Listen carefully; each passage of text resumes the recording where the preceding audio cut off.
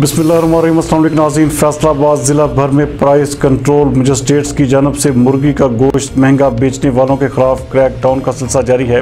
हमारे divisional bureau chief मियां एजाज असलम के मुताबिक डिप्टी कमिश्नर फैसलाबाद मोहम्मद अली का कहना है कि मुर्गी का गोश्त महंगे दामों फरोख्त करने पर ईद के अयाम में 8 दुकानदारों के खिलाफ मुकदमा दर्ज किए गए, जबकि 3 दुकानों को सील किया गया और 40 से ज़ायद दुकानदारों को 3,27,000 रुपये के जुर्माने भी किए गए हैं। उनका मजीद कहना था कि हुकूमत पंजाब और पोल्ट्री एसोसिएशन के माबैन फैसलाबाद समेत सूबा भर के लिए चिकन का रेट मुकर्रर किया गया है, जिस पर अमल दरामद नागजीर है।